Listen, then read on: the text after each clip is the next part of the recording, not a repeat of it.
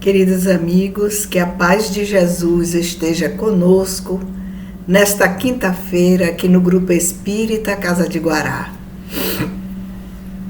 Hoje nós vamos falar de um tema bastante interessante também, como são todos do nosso livro Vida Plena, né, que estamos trabalhando com os argumentos que a nossa irmã Joana de Ângeles nos oferece quando ela vai avaliar temas que ela apresenta neste livro Vida Plena. E hoje nós vamos estudar o capítulo 23, que o tema é Crê, sou eu. Então a Joana de Ângeles, ela vai fazer uma análise reflexiva a respeito da fé. E há algumas questões que nós precisamos fazer esta avaliação em nós mesmos. Como será que é a nossa fé? A doutrina espírita nos propõe uma fé raciocinada. Ora, se nos propõe uma fé raciocinada, então existem outros tipos dessa religação do homem com Deus. Mas que tipos são esses? Quais são as bases dessa convicção? O que é que nossa irmã Joana de Ângeles quer nos alertar? Ela sempre nos alerta a respeito dos temas que nós trabalhamos aqui às quintas-feiras, com este livro, agora, né, já terminando o livro Vida Plena. Então a gente vai novamente trazer e mostrar o livro, de modo que a gente não perca o fio da meada dos grandes temas e das grandes questões que ela apresenta aqui nesse livro, para que a gente possa refletir e aplicar em nosso processo evolutivo. E também que a gente observe bastante como é que nós estamos trabalhando, sobretudo hoje, que o tema é a fé. Então a Joana vai dizer o seguinte: você tem uma fé raciocinada? Ou sua fé é uma fé débil? Que tipo de fé você tem dentro de você? É uma fé vacilante? É uma fé que existe só para os momentos alegres da vida? Ou é uma fé que enfrenta os percalços da vida, as lutas desafiadoras, os momentos de dificuldade? Será que seria esse tipo de fé que se conecta à energia criadora de Deus e que nos coloca nessa religação de ter uma base sustentada pela razão? Então ela trabalha em fé e razão, mas a fé, ela precisa da razão, e a razão é o conhecimento, mas o que sustenta toda a base é a emoção. Vamos explicar assim bem rapidinho, né? Você pode ser um portador de fé, eu ser uma portadora de uma fé, mas a minha fé, ela não é sustentada racionalmente. Por que ela não é sustentada racionalmente? Porque diante dos empecilhos da vida, eu abandono aquela fé, né, aquela crença que eu dizia que professava. Aí vem aquela expressão, né? Eu já fui católico, eu já fui evangélico, eu já fui até espírita, né? Porque a fé em relação à doutrina espírita tem aí essa questão do até, como se fosse a última instância de socorro para que eu obtenha as respostas da vida. De onde eu vim, o que é que eu estou fazendo aqui, para onde eu vou.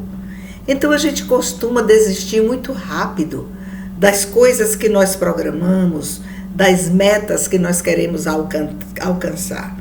Então a Joana, ela começa explicando o seguinte: ela diz que a gente precisa, para ter uma fé raciocinada, do conhecimento.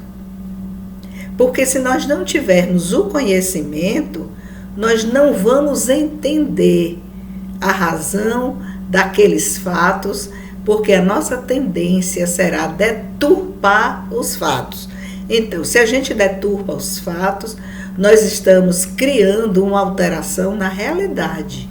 E quando a gente cria uma alteração na realidade, porque nós não temos o conhecimento necessário para entender a realidade do fato, nós vamos provocar essa alteração no entendimento e vamos então tornando as nossas bases, que é a emoção, uma fragilidade muito grande, o que não nos levará à paz, né? O que consequentemente vai nos levar à desarmonia, à inconsistência.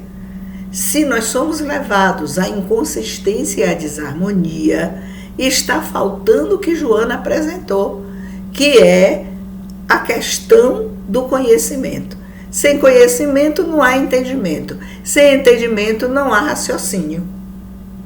Porque, veja, se nós, na base de nossas crenças, e a Joana relembra que nós temos dezenas de crenças com bases diferenciadas a respeito da vida na Terra, da vida pós-mortem, depois da morte, a respeito da realidade do processo do morrer, a respeito da nossa origem, de onde viemos, o que estamos fazendo aqui, para onde vamos. E dentro dessa transição, com toda uma realidade de fatos, nós vamos terminar não compreendendo as coisas. Ela vai trazer um exemplo muito fantástico aqui nesse texto, a respeito, por exemplo, da fé raciocinada, quando surgiram os primeiros estudos a respeito das neurociências. O portador de fé raciocinada, ele estuda junto com as neurociências, procura se informar, vai observar, né, essa estrutura do encéfalo que nós somos portadores, que é uma estrutura fantástica, né, que vai compreender o cerebelo, vai compreender o tronco cerebral, vai compreender parte superior do sistema nervoso e o próprio cérebro. Então, esse encéfalo, que é o mecanismo biológico, né, nosso, do corpo material, ele tem uma correspondência, né, no seu funcionamento, né, a partir da comunicação dos neurônios, como eles se comunicam, né, em relação à química dessa comunicação dos neurônios, em relação não só à química, mas aos processos biológicos. E aí, com as máquinas que nós já temos hoje, né, no mercado, auxiliando a medicina nessa questão, é que se pôde, então, lançando mão de pósitrons, máquinas apropriadas, como o PET e outras, nós vamos ver como o cérebro se altera, né, em imagens, como o cérebro se altera nesse processo químico dos neurônios, e aí a neurociência que nos ajuda, quando estamos com raiva, quando estamos em oração, e como tanto o processo de raiva e de irritação prolongado, o que é que ele provoca em nosso organismo de desajuste, de doenças, como também o processo da oração com a fé raciocinada, ele provoca em saúde e harmonia, né, com locais apropriados nas imagens, coloração específica, medindo-se a intensidade, né, dessas ondulações, nessas comunicações. Aí, então, quem não é portador da fé raciocinada, como nos ensina Joana, que deve acompanhar a ciência para fazer uma adaptação na sua crença, aí a pessoa que não, como ela disse, não procura o conhecimento para entender esses processos, né? A fé em relação à questão do processamento da química e dos processos biológicos no corpo biológico onde nós moramos, né? Aí estou falando como espírito imortal. Então, a Joana disse que quando a gente não tem esses acessos, nós estamos, então, dentro de uma fé natural. A Joana disse que essa fé natural, por ela não ser raciocinada, ela tem intensidade, né? Embora não compreendendo os fenômenos. Mas tem dois perigos aí. O primeiro perigo é o perigo de você abandonar essa fé natural, esse processo de fé que você criou, baseado nas crenças, né, que tem uma inconsistência por não acompanhar a evolução científica dos fatos. E aí eu vou dizer, não estuda, não lê. Oh, meu Deus, como isso é difícil, mas olha, eu tenho que falar, né? Então, quando a gente não estuda, não lê, um pouquinho que seja cada dia, cada semana, cada mês, como nos ajuda a alargar a nossa compreensão? Nós vamos tendo então essas dificuldades que a Joana coloca nos caminhos da desistência da própria fé. É como ela disse, se você é uma pessoa que criou as bases da sua fé em torno dos acontecimentos para a vida aqui na existência e para os momentos felizes, todas as vezes que você se deparar, né, com circunstâncias que são necessárias que você lute, né, que você procure soluções, que você enfrente o que lhe acontece, você não vai encontrar bases em sua fé. A Joana vai dizer que a fé é quem promove, né, aquela segurança da rocha, que tanto faz você enfrentar momentos felizes aqui na Terra, na sua trajetória evolutiva, como também você enfrentar as muitas circunstâncias de batalhas e lutas que são também e fazem parte do nosso processo evolutivo. A Joana disse que na maioria das vezes nós temos uma fé temerosa. Então a pergunta é, que tipo de fé eu sou portadora? Eu tenho uma fé temerosa? Eu tenho uma fé natural? Ou eu tenho uma fé raciocinada? A Joana diz que a fé temerosa é aquela fé cega que nós conhecemos. O sujeito tem uma fé tão cega que ela violenta a razão. A ciência está dizendo, olha, a gente está provando, né, quem ora com sinceridade, em sendo a fé, aquele instrumento que movimenta uma energia atômica, né, que em sendo ligada para o bem, cura você, cura as pessoas do seu lar, cura as pessoas onde você trabalha, no seu trabalho, cura as pessoas em seus lugares onde vocês vão trabalhar, ou nós vamos trabalhar, nessa parte de colaboração religiosa, ela cura, né? E não essa fé temerosa que faz parte de centenas de crenças, né? Que você acredita pelo medo, que usa o medo como um espicaçamento, né? Para que você não se desenvolva indo buscar os fundamentos dessa fé. Porque uma fé raciocinada, existe um fato.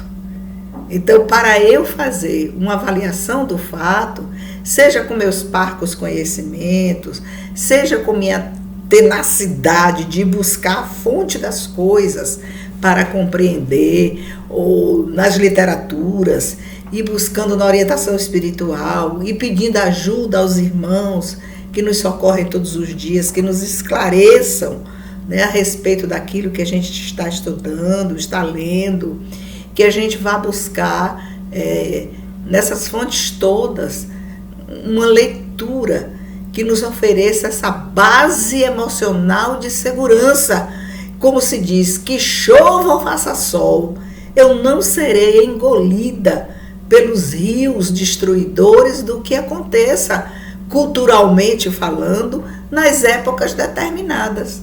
Porque agora, nesse momento, nós estamos passando, né, por além dessa guerra espiritual, né, desses desafios tenebrosos do mundo inferior, que são pessoas, seres humanos que ainda estão no degrau do ódio, se dominando mentes temerosas, né, e que estão no processo de vingança, né, nesse momento que a gente está vivendo, de guerra, de pestes de todo jeito, de inconsistências, de processos depressivos violentos, né, de fuga, de se enfrentar a realidade pela fé raciocinada, essas grandes fugas pelas mortes levadas pelo suicídio, né, que por volta aí até de 2025, não é uma previsão minha,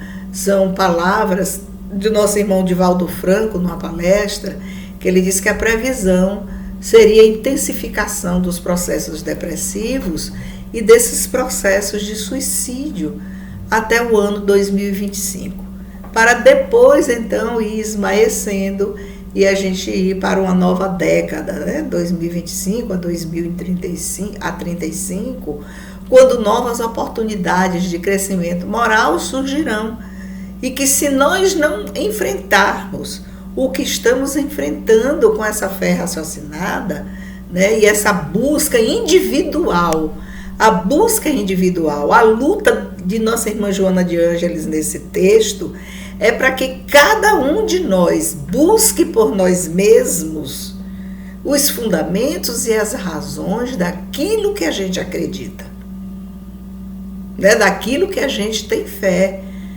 como nos diz nossa irmã Joana, para que a gente não venha desistir, seja lá em qual religião a gente esteja, não importa, né, os fundamentos da religião. É preciso que haja, né, essa fé segura, essa fé que ela deu o nome de fé legítima.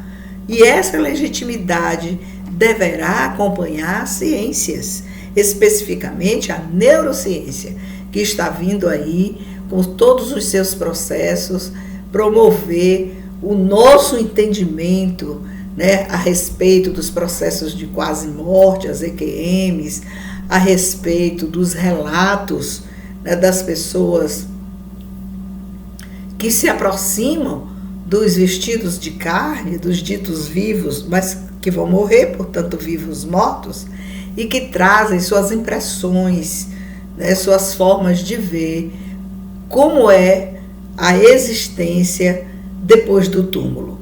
Porque, conforme, né, Ptolomeu, e a gente vai bem para trás da história da humanidade, esses ciclos que existem ao redor da Terra são ciclos magnéticos, povoados por seres pensantes. Né, quando ele disse isso, horrorizou o mundo, até hoje ainda horroriza. Né? Imagina quando a gente fala que nós podemos ter notícia daquelas pessoas que já retornaram para a pátria espiritual. Né? Os portadores de fé temerosa têm pavor a esse tipo de conversa. Eles não querem estudar, eles não querem ler, eles não querem ter acesso. Mas os espíritas também. E aí é que a gente fica preocupado, né? Porque se o espiritismo, a doutrina espírita é o consolador prometido, por que então essas pessoas não conseguem pegar um livro para ler um capítulo por dia? Pegue um livro, olha os capítulos, quantos capítulos tem esse livro? O nosso livro que a gente está lendo tem 30 capítulos. Nós já estamos no 23, daqui a 7 capítulos acabamos mais um livro da série psicológica da nossa irmã Joana de Ângeles, mas é da série expandida, porque são 16 os da série psicológica, mas ela expande os temas para uma compreensão maior das pessoas. E veja, o amor de Joana de Ângeles é tão grande que quando as pessoas começaram a se queixar, os leitores, né, que ela era um espírito de difícil compreensão, porque tem uma escrita escorreita, não comete um erro sequer de concordância nominal, verbal, nada. Voz passiva, nada. A Joana é fantástica. Pelo contrário, para quem gosta dessa parte, da língua portuguesa, da gramática, eu me embeveço, né? Eu digo, olha que construção linda ela fez aqui. Não é para qualquer um, a gente tem que dominar. E para dominar, a gente precisa estudar. A gente precisa conhecer para entender. Então, a gente entende quando a gente conhece. Quando a gente não conhece, a gente, né, passa por cima, nem enxerga as coisas. Então, a Joana vai dizer o seguinte a respeito dessa questão dessa fé legítima, né? Que quando você é portador dessa fé legítima, essa legitimidade, ela vem por conta das mudanças na área da ciência, as mudanças culturais, que a gente vai tendo acesso por nós mesmos e vamos fazendo a adaptação necessária. Ela chama muita atenção com a questão da opinião de terceiros, né? Nós costumamos ouvir a opinião de terceiros e não costumamos averiguar a veracidade daquilo que é dito. Por isso que a gente tem um livro aqui neste canal do Grupo Espírita Casa de Guará, para vocês seguirem capítulo a capítulo. E aí então vocês irem testando, observando se realmente eu fiz a interpretação correta, eu apresentei os argumentos que a nossa irmã Joana traz, porque vocês têm um livro. São 2 páginas cada capítulo, é tão rápido. Agora é denso, né? Precisa de uma compreensão, porque cada capítulo, para a gente se debruçar sobre ele, tem que ter uma história, uma linha mestra. E dentro dessa linha mestra, os parágrafos vão trazendo os grandes temas e os grandes conceitos, né? E tem um término que ela sempre vai terminar, lembrando alguma passagem de Jesus de Nazaré. Então, ela diz o seguinte, nós temos esse mau hábito, né, de ouvir opiniões dos outros, de acreditar através de outrem. Como você sabe isso? A minha neta costuma me perguntar de 5 anos. Vovó, como você sabe isso? Aí eu costumo pegar o livro ou o dicionário, ela sabe ler, ela lê fluentemente, e eu mostro para ela, você aprendeu aqui. Eu digo, pois é, a vovó é curiosa. Então a vovó foi também fazer essa mesma pergunta. Como é que essa pessoa sabe disso? Como é que ela disse isso? E eu vou então pesquisar, eu vou descobrir, eu vou aprender muitas coisas. Pode ser que aquele que emite opiniões esteja equivocado. Ele esteja fazendo uma avaliação com recorte de fatos. Então é isso que a Joana tem que está falando aqui. Cuidado com a opinião dos outros. Se eles não estão fazendo uma análise em cima de recorte de fatos. Você não tem o diálogo inteiro. Você não tem para poder você fazer a avaliação dos fatos que foram colocados ali, né? É como jornalista. Ele pega um recorte da fala e ele então interpreta para passar para o povo o que ele quer, a imagem que ele quer.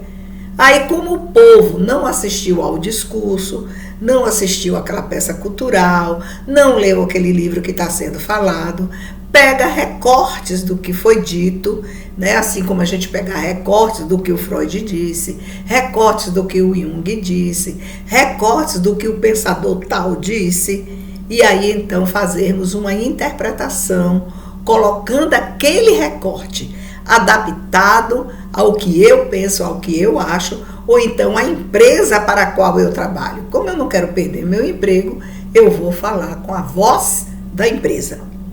Olha que perigo e que fácil, isso se chama manipulação de massas.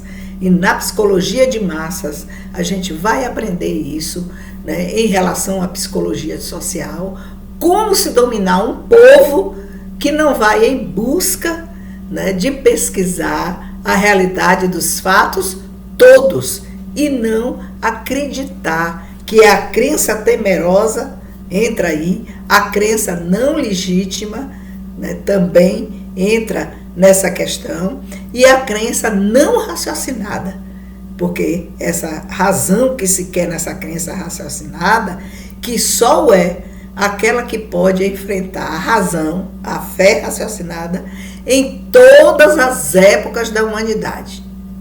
Se você não é portador dessa fé raciocinada, você provavelmente deve pertencer a algum grupo dessas crenças que trabalham com recortes, né? Já pensou você fazer um recorte com a fala de Jesus?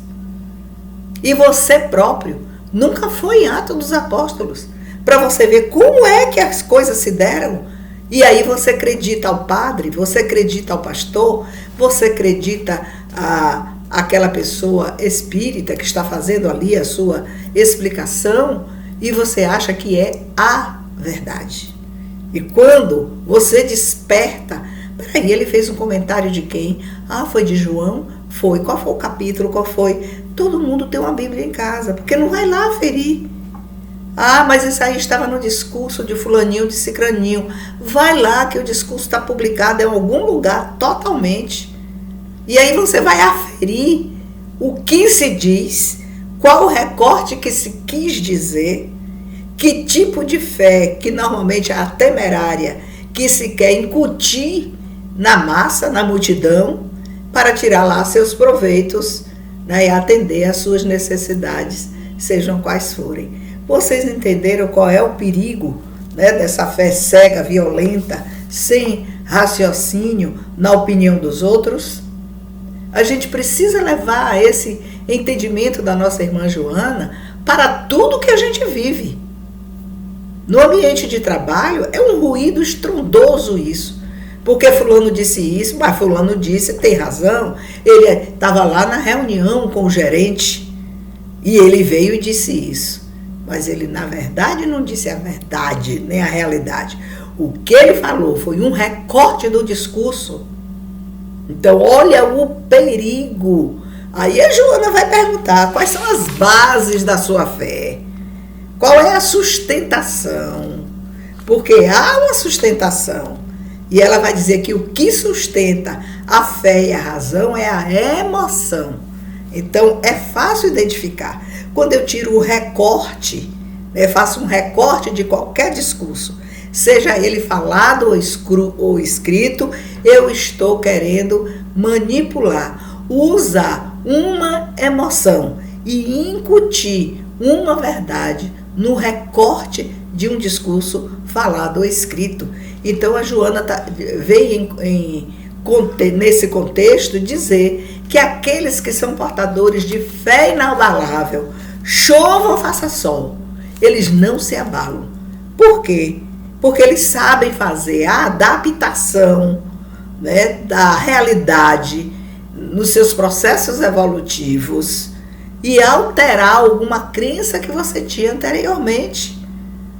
Então, por isso que a doutrina espírita, ela tem essa orientação, né, que mesmo que a ciência ela evolua, a doutrina espírita e suas crenças deve abandonar suas crenças e dar mão à ciência. É o que a gente está vendo aí com a neurociência. Aí a gente, mas a neurociência traz muitas informações, muitas explicações para o engrandecimento daquele que tem fé inabalável, porque vai em busca, né, daquilo que foi dito, quem disse, qual é o livro que está publicado, vai lá ler, né, faz as aferições e vai evoluindo, né, no seu processo de fé. A Joana também vai trazer aqui o seguinte, que ela disse que essa fé tem que encontrar uma estruturação na rocha das convicções. Na rocha das convicções. Então, quando a pessoa se torna, né, um leitor para aprender, né, na questão da fé religiosa, como colaborar, né, numa reunião mediúnica, como colaborar como passista, como deve se portar numa reunião de trabalho, por exemplo, beneficente, como deve se portar numa reunião de estudo, seja virtual ou não, como deve se portar em relação à fé, quando estamos reunidos para fazer os enxovais, para cuidar de roupas usadas, para cuidar de sapatos que nos são doados.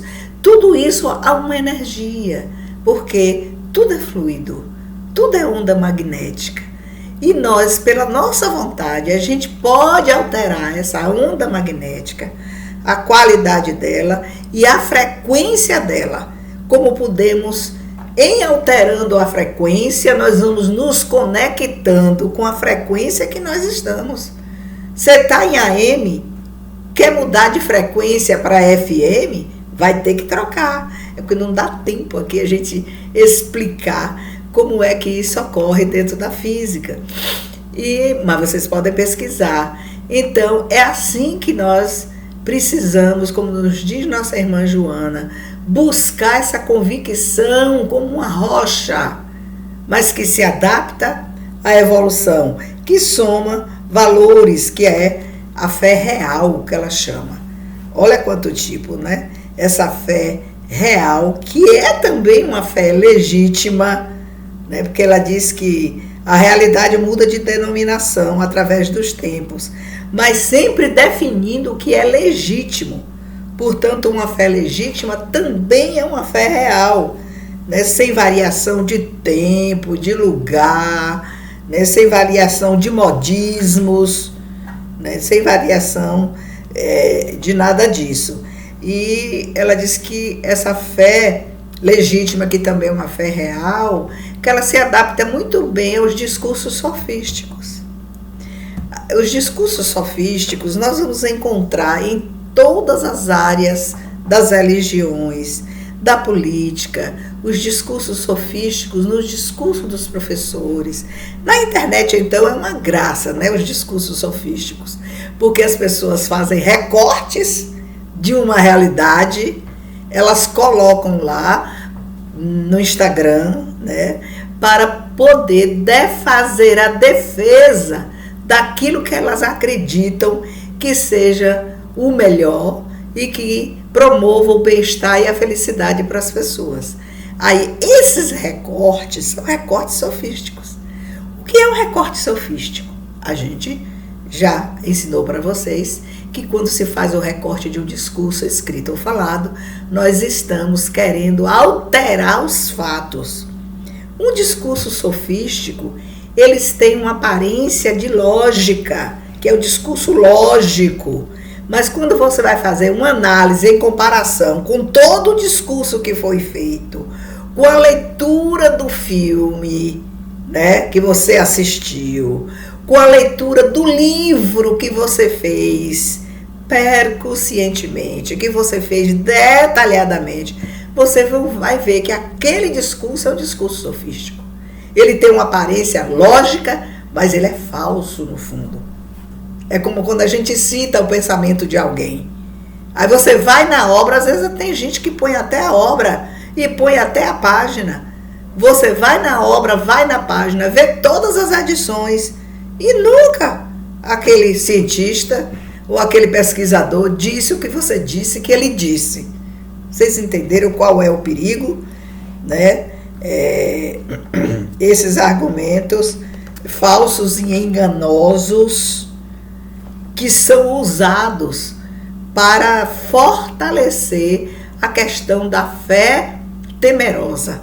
Aquele que tem fé por medo de ir para o inferno, por medo de reencontrar aquelas pessoas a quem ele fez mal. Então, são vários medos. Esse discurso de fé temerosa, né, dentro de segmentos religiosos é altamente prejudicial. Alguém pode dizer, sim, mas o pastor pode dizer o que quiser, o padre pode dizer o que quiser, né? Alguém palestrante na área do espiritismo pode dizer o que quiser, ou quem faz ensinamentos só com o Velho Testamento pode dizer o que quiser. A culpa então é de quem ouve? Não, né? A gente vai ver que há responsabilidades das duas partes. Responsabilidades. E a Joana vai dizer, quem cumpre o seu dever com lealdade para com Jesus de Nazaré, olha que fantástico, não prejudica ninguém. Pelo contrário, né? Faz com que as almas ou as pessoas com cargas pesadas reencarnatórias, elas entendam o seu processo e se tornem pessoas mais livres, né? Pessoas mais alegres no seu processo evolutivo, naquela existência. A Joana vai fazer uma perguntinha que eu me fiz e que eu faço para vocês. Qual a base do seu existir? Qual é a base do meu existir? Em relação à fé, é uma fé cega? É uma fé legítima e real? É uma fé temerosa? Ou é uma fé dúbia? Aquela fé que é meio cética. Ninguém voltou do outro lado para me dizer alguma coisa, né? Eu nunca vi ninguém, eu nunca vi meu pai e minha mãe, que já morreram há tantos anos, me aparecerem. Aí, quando a gente está no atendimento fraterno, que a pessoa usa esse recurso, eu ouço até o fim. E eu faço uma pergunta. Se sua mãe... Primeiro eu faço assim. Quem você gostaria que aparecesse a você primeiro? Seu pai ou sua mãe? Aí a pessoa diz, minha mãe. Bom, então vamos supor que em chegando em casa, depois de suas orações, sua mãe se aproxime. Ave Maria, Deus me livre, Deus me livre. Peça aos espíritos, peça a qualquer pessoa que eu não quero ver. Mas você acabou de dizer que ninguém veio do outro lado para provar que continua vivo. Quando a gente levanta a hipótese de que há uma hipótese segura de que a pessoa possa surgir para você, olha, a pessoa quase surta. Normalmente entra num descontrole mental e você tenta mostrar, olha o discurso seu antes e olha seu discurso agora. Aí nesse meio está faltando o quê?